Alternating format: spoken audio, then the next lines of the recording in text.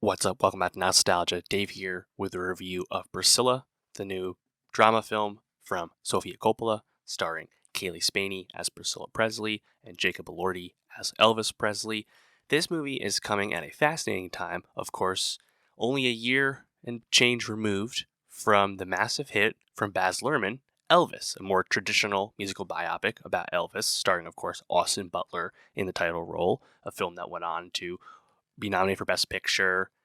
Austin Butler received many plaudits for Best Actor. To me, actually, was the best pick of the bunch, even though he did not actually win. And yeah, now we get Priscilla from Sofia Coppola, one of our greatest filmmakers. And it's very interesting to compare and contrast these movies. And yeah, I just think it's fascinating when you get something like this. Elvis, 2022, that is a traditional musical biopic telling the Elvis story kind of start to finish. And that is a long movie that has a lot of entertaining moments and big set pieces, but also a lot of bloat and has a lot of issues, even if I find it overall quite entertaining. And Priscilla, as the name might suggest, is not the Elvis story. This is the story of Priscilla Presley's relationship with Elvis, how that began, how that went, how that ended. Of course, a very famous story, just like the Elvis story itself. Priscilla Presley herself, very small part of the Elvis biopic from last year. So very much a companion piece, even to the filmmaking styles between a maximalist like Baz Luhrmann and someone very interested in interiority like Sofia Coppola. Obviously, they're very different. But Priscilla, I liked the movie. I thought it was quite effective, and yeah, I think it's really good use of Sophia's talents. This is very much in line with some of her interests as a filmmaker. There's been a lot of obvious comparisons between Priscilla and the Sophia opus, Marie Antoinette, of course, 20 years ago. And, Priscilla, the film, based off of Priscilla Presley's memoir, Elvis and Me. Priscilla Presley was a producer on the film, released by A24 following a Venice premiere earlier this year. And yeah, I think it has like so many Sofia Coppola touchstones. There's a lot of close-ups. Spent a lot of time indoors with this. I think it's really effective for the story. But what's I think most important with a movie like this, which is much more about the indoor and the private lives between these two characters, whereas the Elvis movie was kind of the opposite. Priscilla needs to work by, I think, effectively communicating Priscilla Presley's infatuation with Elvis, which did not make her unique at all. Of course, Elvis Presley, the number one heartthrob and cultural force of his time, and then it had to make the relationship feel like I think real, you know. And you have Cailee Spaeny, who's someone who's been successful on TV. I was a big fan of her in Devs, but this is definitely a huge role for her, right? And Spaeny, to her credit, really effectively plays both in terms of her mannerisms and also, I think effective, hair and makeup and costume design. She effectively plays age 14 to however old she was when it ended, her 20s, late 20s, like she gives you a range in terms of her performance, but also really effectively portrays the love and in obsession with a character like Elvis. And Jacob Elordi has a really tall task, of course, following a portrayal of Elvis that was literally Oscar nominated in Austin Butler. Elordi has to effectively communicate that heartthrob status. And because Jacob Elordi is so tall, 6'5", taller than the real life Elvis, in fact, Elordi, a traditional, hunky man, he really works it. He is a really effective Elvis. And again, it's really interesting to think about these two performances, where I love the Austin Butler performance, but in a sense, I think the Elordi performance is almost even better. He's not the lead of the movie, but he, I think, really has an accent that, man, it's different than the Butler accent, but man, it almost feels more authentic. Like it's real, and I think there's just a richness to this Elordi performance where he doesn't even have to say a lot of lines, but you get it. And Priscilla, also as a film, I think had to portray this with a bit of a modern lens. Of course, Priscilla Presley was age 14 when she started seeing Elvis Presley, age 24. This was, at best, a grooming situation. At worst, something even more illegal. And the issues with that and the role of Priscilla Presley's parents in letting something like this happen, the culpability of many people, enablers within the Elvis orbit, etc.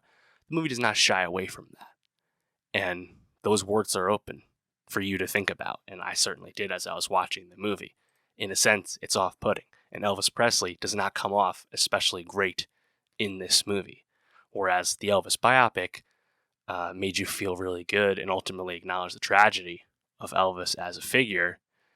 Elvis is portrayed as much more of a goon in Priscilla, but also he needed to be. That's what this movie needed to be about, how Priscilla was a prop, was a doll, not allowed to really be a person.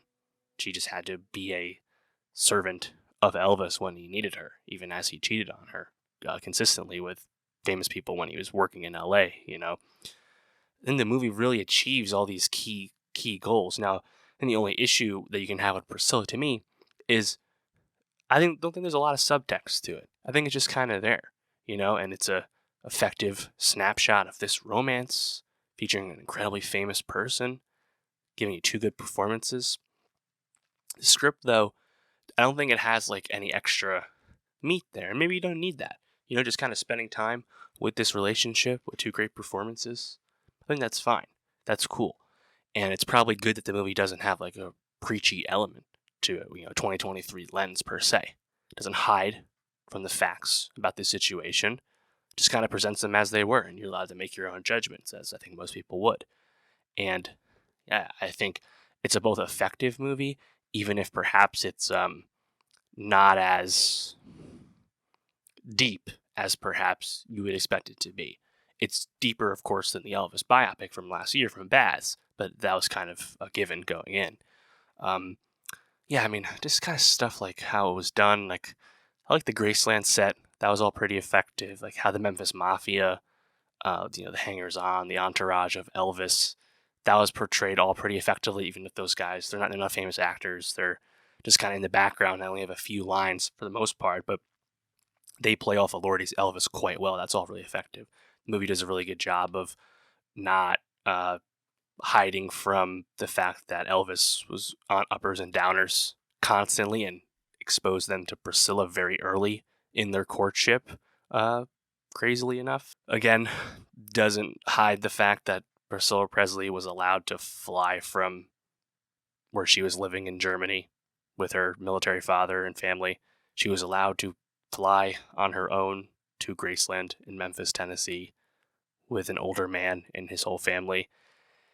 It's an incredibly perplexing situation that would never fly today, and the movie presents that to you. Like, not to get hung up on that, but I think it does a good job of telling you how it was in that regard. And yeah, as things start to go south, I think that's where Spaeny gets to really shine. And the script does things in subtle ways, such as Priscilla starting to change her appearance and not be as obedient to Elvis's wishes.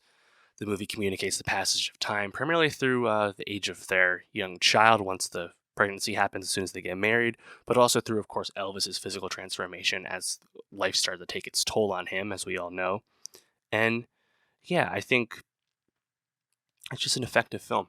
And is it, as it is, it's not as deep as Lost in Translation, but like, I don't think we kind of expected that going in.